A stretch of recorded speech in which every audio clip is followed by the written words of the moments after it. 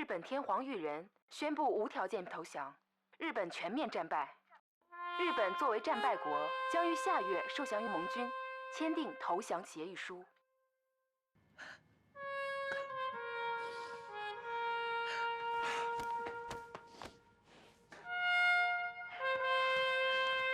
来，跟我来。去哪儿，阿莫？哎，阿莫，陪我去跳舞吧。我今天不知道为什么特别想跳舞。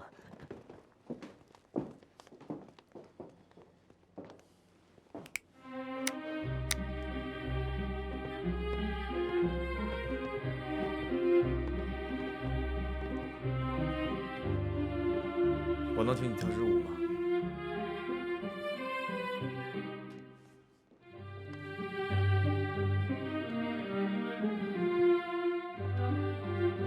桑夏，从我刚开始认识你的时候，你就一直在为别人而活着，每时每刻、每分每秒，你都在为自己宏大的愿望在战斗。可你毕竟只是一个20多岁的女人，你不心疼自己，我来。以后都让我照顾你好吗？你不是一直在照顾我吗？我想我们。说吧。为什么？怕有些话说得太明了，以后2个人在一起工作的时候会尴尬。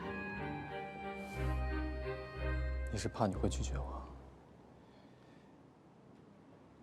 你还是忘不掉洪旺南。要真是这样，你去找他也不是不可以。反正我姐姐也去世了，我打听过了，她在重庆还是一个人。你打听过他？为什么要这么做？因为，就算你以后会忘掉我今天说的话，我现在也一定要说。桑夏，我爱你。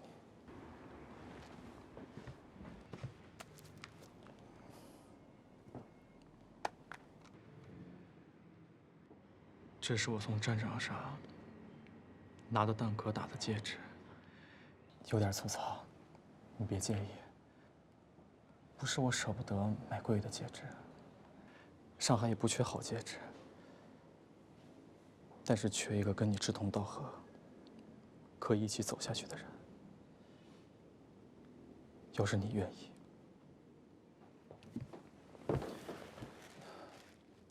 我随时都愿意娶你。阿莫，你是想用我们共同的理想来强迫我？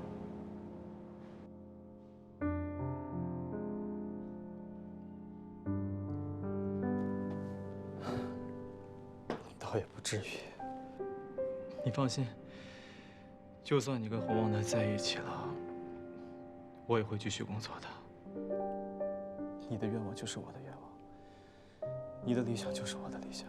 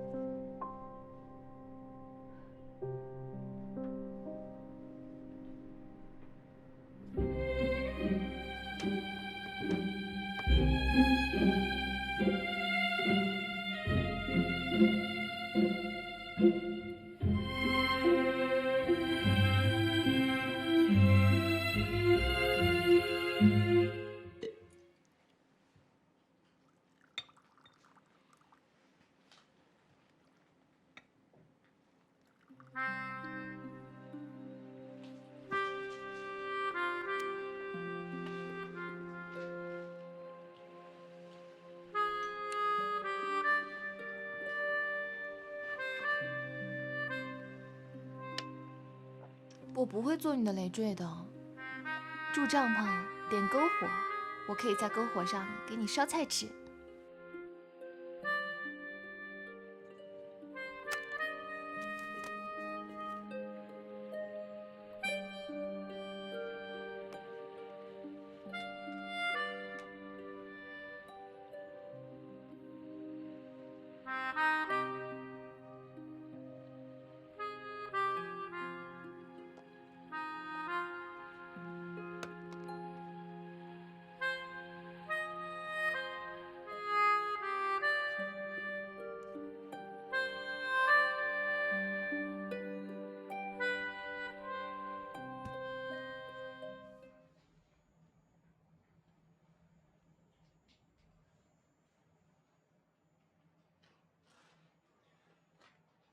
既然不能造战机抵抗外敌，你能不能放我回家过过日子，陪陪我姆妈？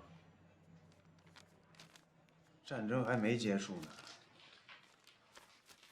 我知道，你们国民党要拿共产党开刀了。我提醒你啊，是我们国民党，你也是老党员了。我制造飞机不是为了让中国人自相残杀的。上峰坚决让你留在重庆。留？你们这叫关？你们把我关在这儿？别说那么难听嘛，每个月不是还是有薪水的吗？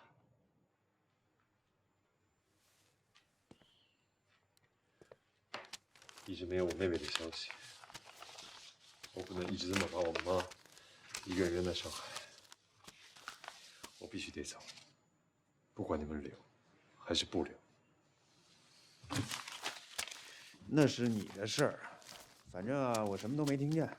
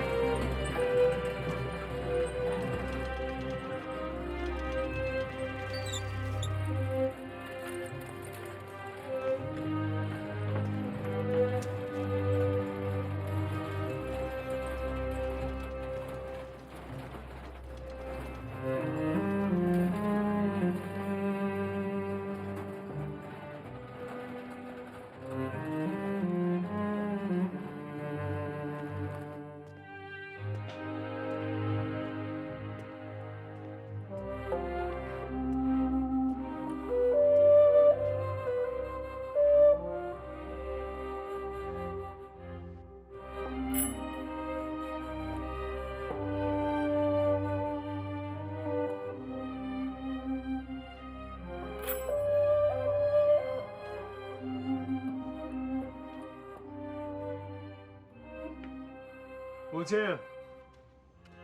凤梅，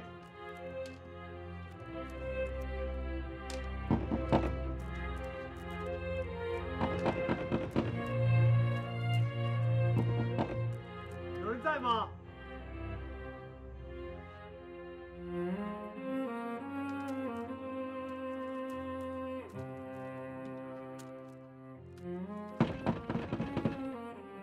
有人在吗？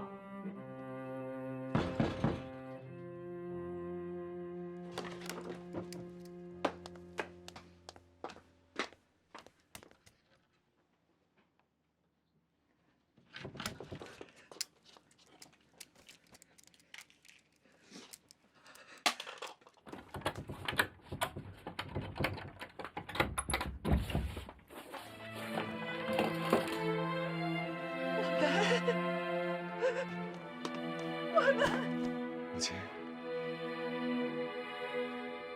我回来了。快进来，快进来！母亲，你有收到我给你发的电报吗？方南，回来怎么也不拍个电报啊？我我好给你买几个好小菜。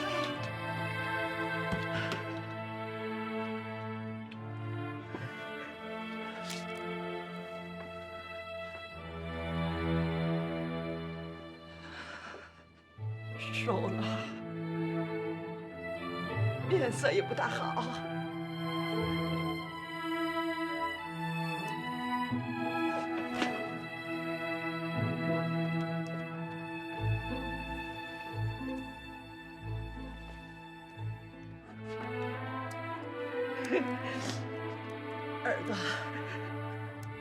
耳朵不大灵光了。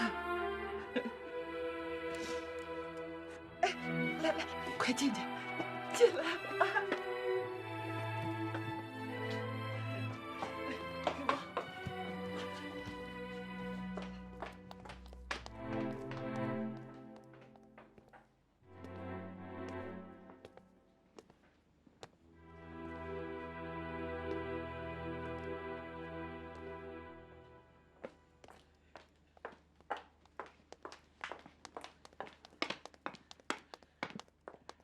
母亲，为什么您过得这么辛苦？我之前给您寄的钱呢？以前都过去了。老南，你来看，8月份日本投降以后啊，我就把这个房间给你准备出来了，铺的盖的都是新的。那您睡哪儿呢？啊？哎呀，电池没电了，现在呀，电池都用不起了。我不能睡您跟父亲的房间，我睡望梅的房间吧。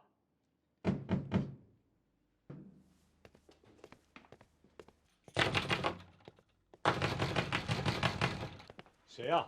这老太太又放3道锁，我一把钥匙怎么能开3道锁呢？我说了多少遍了，每次都这样。30。先生，您是谁呀？你怎么会有我们家的钥匙？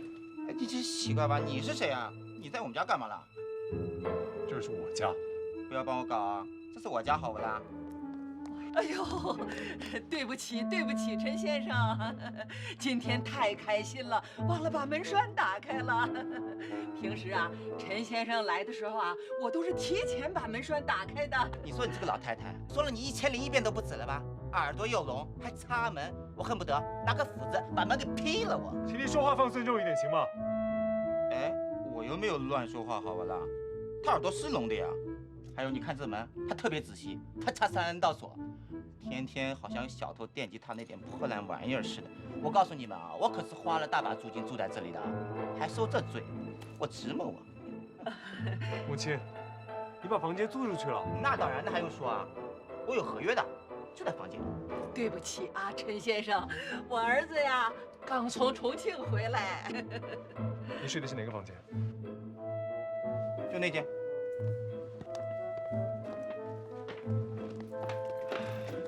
你要干什么？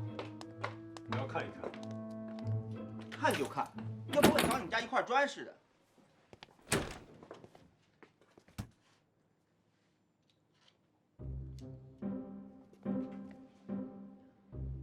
这原本是我妹妹的闺房，从今天开始不租给外人。哎，你凭什么解约啊？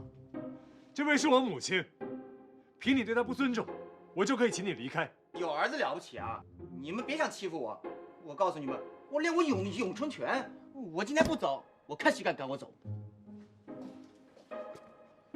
对你这样的人，不需要强盗。呀，又来新租户了。我说洪老太太，你能不能不这么贪心啊？你说一共就这么大点地儿，你要租给几个人呢？是不是现在上个厕所都得排队？哎，我就实话告诉你吧，我就是看中了你家那间马桶间。现在倒好，这么多人，你赶紧给我减租啊，要不然的话我就退租。周小姐，你说什么？我听不清楚。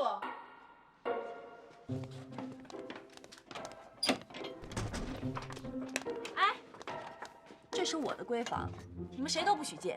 广南怎么能进人家女孩子房间呢？就是，看吧，这还好有个明白事儿的人。母亲，这是父亲的书房，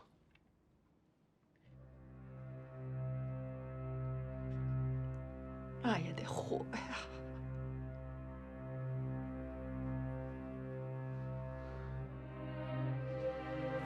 对不起，对不起，是我不好。没事儿，没事儿。全上海人的日子都不好过，我还不是那最苦的，习惯了就好了。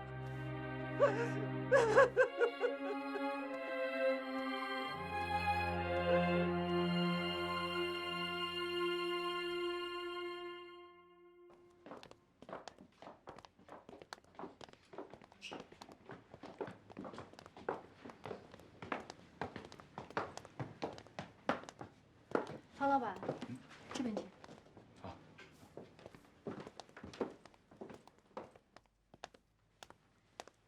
方营长，您放心，这个房间是安全的。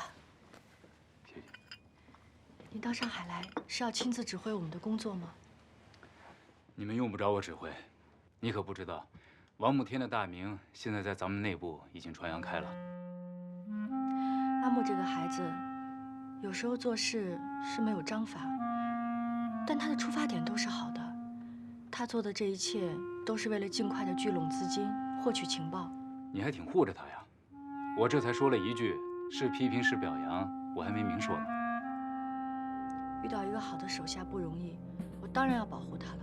三亚同志，王慕天同志在上海建立联络站这几年来，先后为组织解决了重大的资金问题、药品采购和运输问题，组织上已经决定嘉奖了。谢谢领导。我这次来还有一件重要的任务。您说。我们需要5000盒盘尼西林的针剂。5000盒？对。这么大的量，盘尼西林本身就非常昂贵，而且这么大的量，我肯定需要时间。我先要从国外的黑市上找到药源，在国内还要有一条安全的运输途径。更重要的是，我们现在手头的资金没有那么多。任务不艰难的话，我就不来找你了。所以，你们一定要想尽一切办法搞到针剂。是。另外还有一件事儿，上海人才济济，关键产业的技术专家都在这儿，要把他们变成我们的人。明白。我尽快跟他们接触。洪旺南认识吗？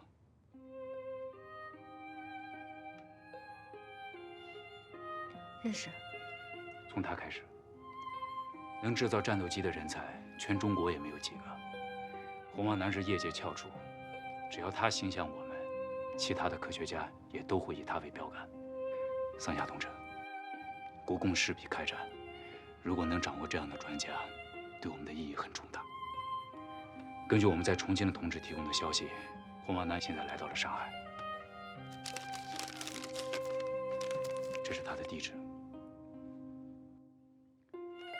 记住，对他第一要争取，第二要保护，一定要取得他充分的信任。记住了吗？记住了。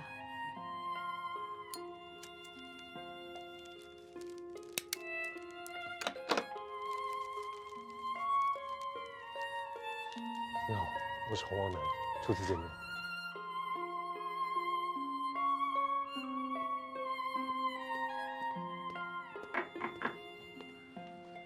方营长人呢？没见一面就走了？啊，上海的气氛紧张，他不宜久留。是不是有新的任务？要我们去找5000盒盘尼西林的针剂。有难度，够刺激。有时候像个孩子，有的时候又成熟的像个大人，我怎么信任你啊？当然能信任了。还有没有别的任务？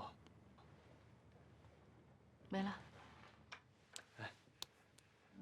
我们结婚的事儿，你有跟方营长说过吗？还没有。为什么？有这么重要的任务，我们先把私人的事情放一放吧。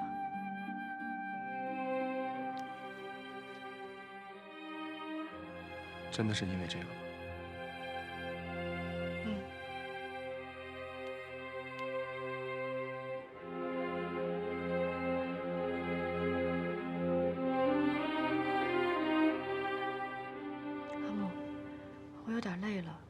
时候也不早了，你回去休息吧。好，那我先回去了。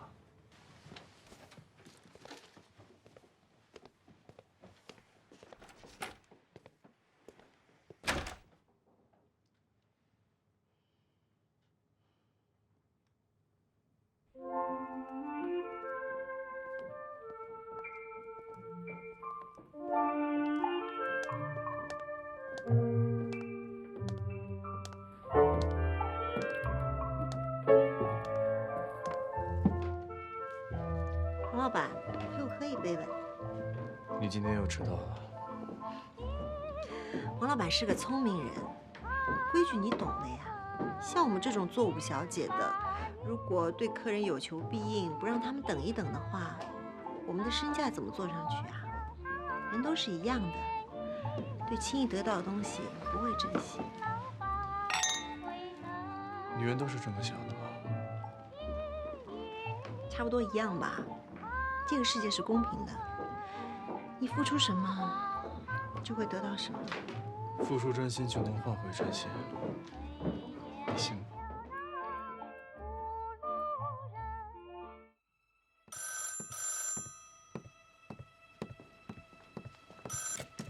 喂，是我。怎么样？对不起，我还是没能完成任务。王母天还是不信任我，让你失望了。不过我会继续努力，下次一定可以的。再见。等等，别挂。怎么了？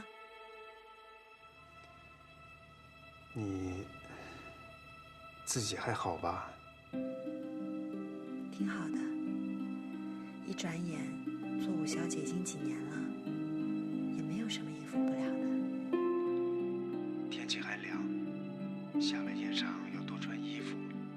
上海潮湿，要保护好腰腿。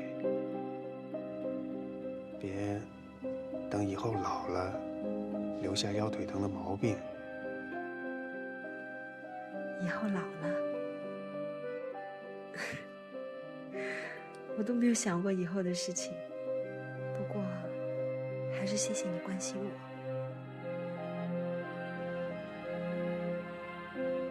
那先这样吧，晚了。再见。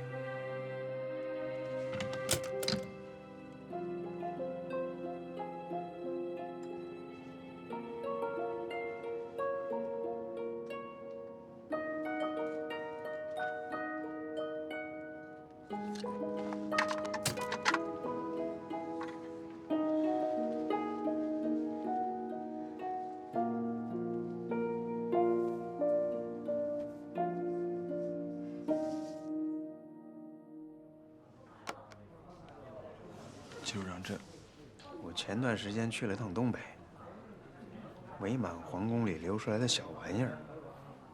送女朋友吧，女孩子是需要哄的。酋长，您看我就是一个小司机，我哪担当起这个呀？您说您最近一直送东送西的，送我这么贵重的礼物，这个我真受不起这个。咱们都是聪明人，我就不绕弯子了。司机也得看是谁的司机，对吧？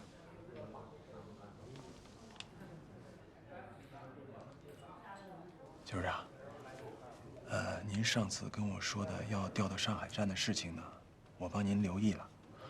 局长呢提过，现在呢，您看上上下下的人呢都在举荐您。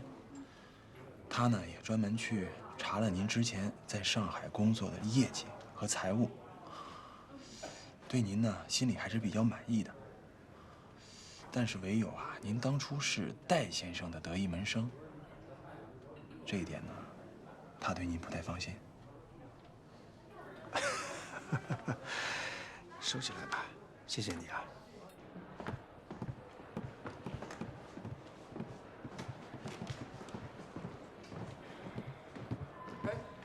季处长，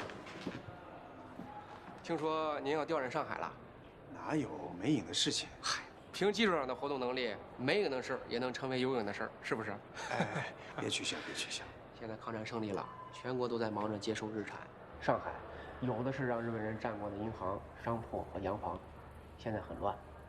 咱们这系统内，凡是往上海这么站一站，都有人想捡这块肥肉。您要是真调任成功了，那可真是发家了，有多少人羡慕你，您都不知道。说你们真是搞情报的好手啊！现在咱们局里，谁要是捡一肥缺，那都是大事儿，何况咱还是专业打探消息的呢。我跟他们说过您不少好话，他们传您的事儿，那都是羡慕您。哦，他们想捡一肥缺，那他得自己找人手上下打点，你说是不是？老在人家背后说人坏话，不像话。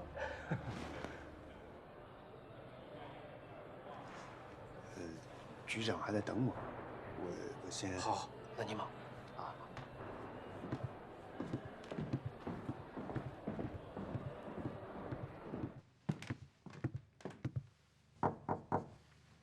进来。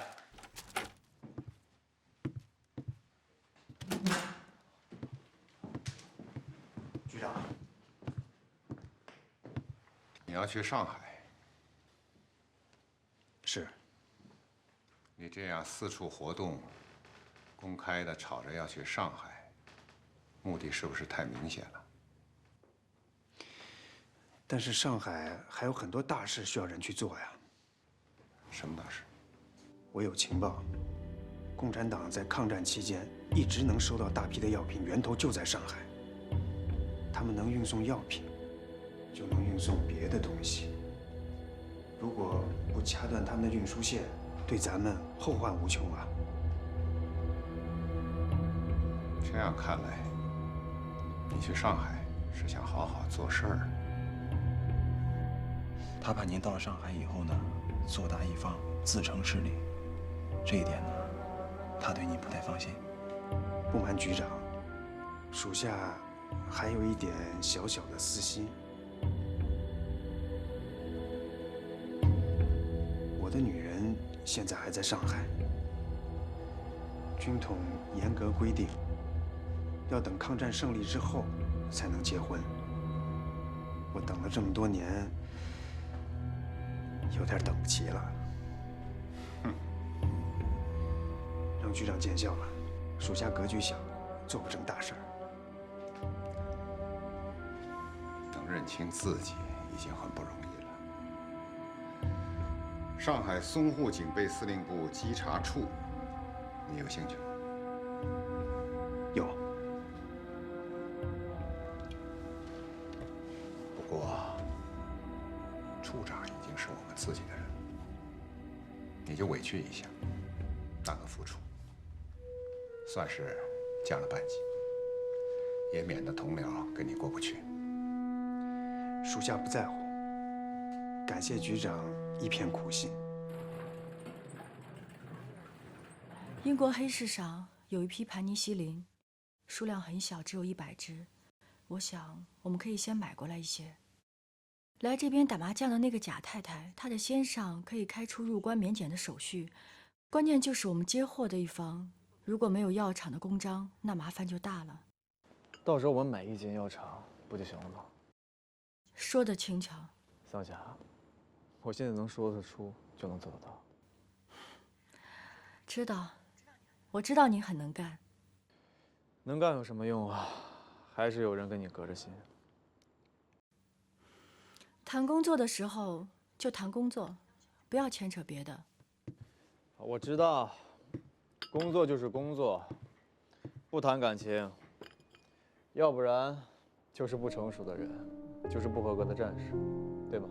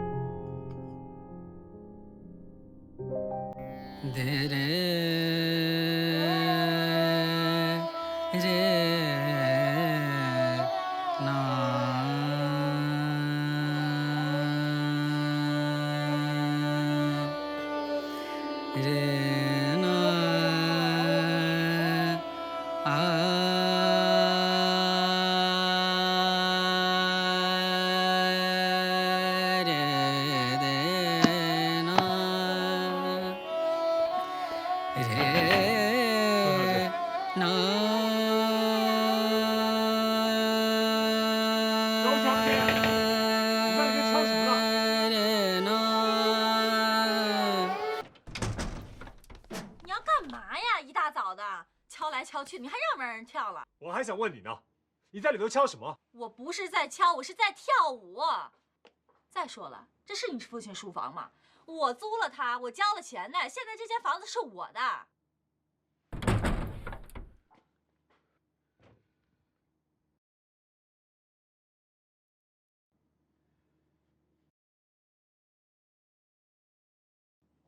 你看够了？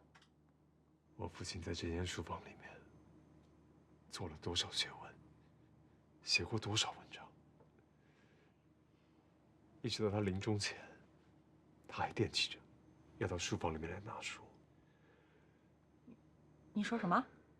你家老头死这屋里头了？请你说话放尊重一点。是，我父亲是被强占我们家的日本人给气死的。他死的时候，仰天泣血。哎呦我的妈呀！你这说的我这后脊梁一阵冷风，我不能再听你说了，你让开，让开！哎，胡老太太，胡老太太！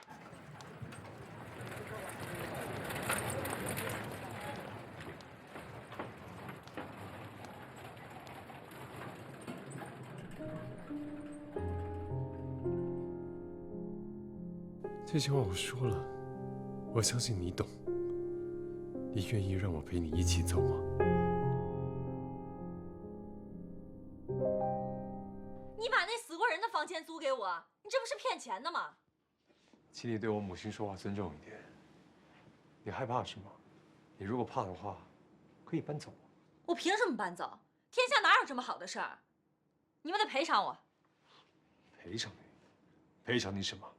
赔偿我钱呐！你们把死过人的房间租给我，你知道这有多不吉利吗？怪不得我最近老是睡不着觉，吃不好饭的。你说你父亲死的时候怎么着？气血而死，那就是凶宅，我会引来血光之灾的。你们赔不赔吧？你们要是不赔啊，我现在就把那床拿出来，我就睡在那儿。啊？你要钱是吧？多少钱？我算一下，最少200个大洋。200大洋。对，少1个铜板都不行。哎呦，你们吵死了，吵死了！哎呀，我呢，准备搬走了。陈先生，你要走啊？陈先生上哪儿去啊？妈，他要搬走了。啊，陈先生，啊，我儿子刚从重庆回来，他不知道家里的变故，请陈先生海涵海涵。行了行了，我知道你儿子是空军军官，我连陆军都怕，更别说空军了。哎，我惹不起，我走还不行吗？陈先生，陈先生你，哎呀，往南，陈先生已经是很好的租客了，你干嘛赶他走啊？妈，你别理他。王先生，原来是空军军官啊！我就说呢，之前我来看房子的时候啊，我就看见洪老太太，我一看她，果然气质不一样。我当时就在想啊，她会不会有一个跟她一样气质好的儿子呢？结果今天看见了您呐，您真的是才华不一样，气宇非凡。哎，我问你件事儿啊，你们有没有什么就空军英勇杀敌的故事？你给我讲几个呗。我从小就崇拜英雄，今天。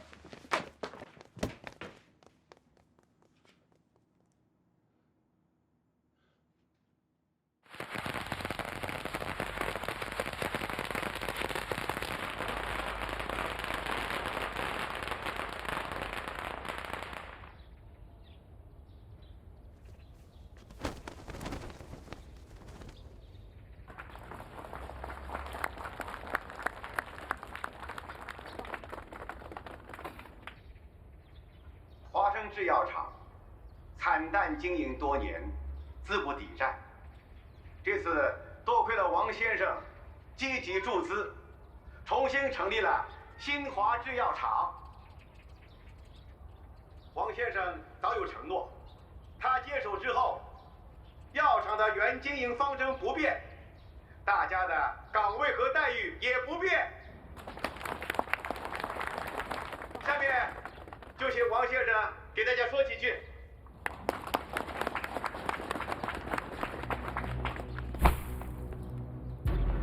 其实我和华生药厂早有渊源。我知道华生药厂有很多老师傅，精于研制药品，不管时局如何，都一心研制新药，很是令人敬佩。在日战期间，我们自己生产的人丹一直饱受日产人丹的压制，但是包经理一直都没有认输。大家知道包经理为什么没有认输吗？一个理念，那就是想让国人用我们自己的药物。光凭这份心气，就值得我王梦仁尊称您一声老师。他刚开始有讲过，说大家的待遇不变，那是说错了。怎么可能不变？加薪，必须加薪。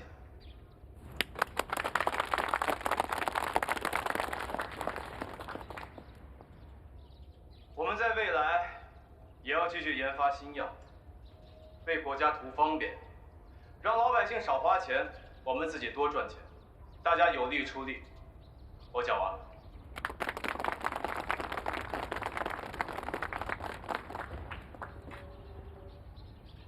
我来宣布新华制药厂新的规定。5、6年前，药厂有个刘经理，您记得吗？记得，他以前是我的助手，突然辞职了，又莫名其妙被人自杀了。听说他是因为当了汉奸，哎呦，害得我担惊受怕好多年呐。那您知道他的家人去哪儿了吗？他老婆2年后就改嫁了，就嫁给了刘经理的徒弟。爸，就是他。他叫李国栋，祖上也是做药房的，他天天琢磨做药，人就是有点老实巴气的。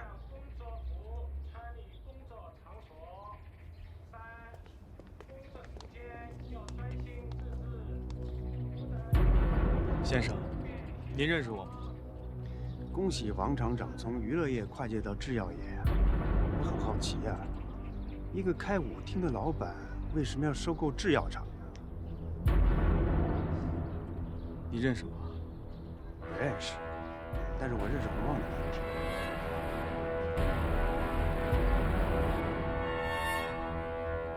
这位是桑霞小姐吧？洪旺南在重庆的时候一直惦记着你的，今日能见到本尊，看来他惦记的还是有道理的。您到底是谁啊？我是上海警备司令部稽查处副处长季佳明，我刚上任，来结识上海工商界的朋友。王老板，我提醒你一句啊，好好做生意，什么事都没有。要是拿做生意为幌子，运什么不该运的东西，我季佳明也是江湖上的老人了。季处长原来是来立规矩的呀。好，有规矩好，我喜欢。那就好，告辞了。这个人我见过，他的背景不是警备司令部背景，不好对付。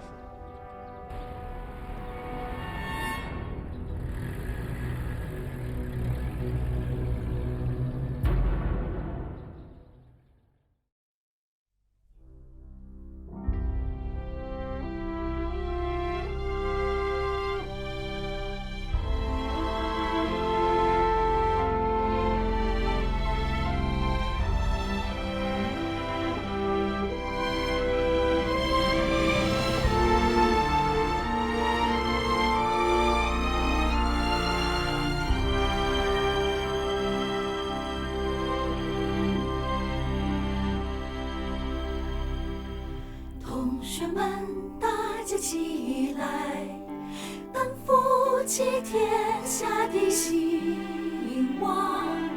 听吧，万儿是大众的肩上，看吧，一年年国土的沦丧。我们是要选择战，还是想？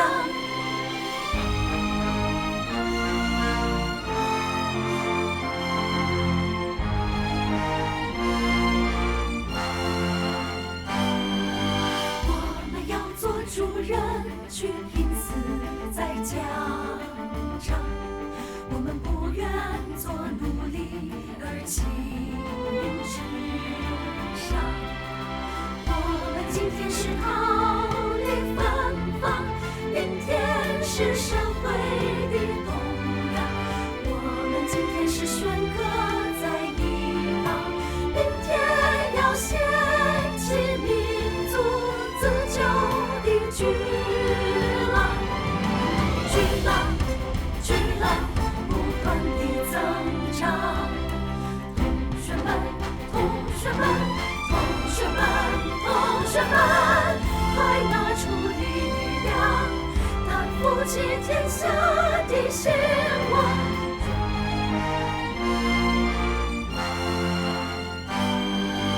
我们要做主人，去拼死在疆场。我们不愿做奴隶而情至上。我们今天是桃李芬芳，明天是社会的动荡。我们今天是宣歌在一方，明天要掀起民族自救的巨浪。巨浪，巨浪，不断地增长。同学们，同学们，同学们，同学们，快拿出力量，担负起天下的兴亡。巨浪，巨浪，不断地增长。同学们，同学们，同学们，同学们，快拿出力量，担负起天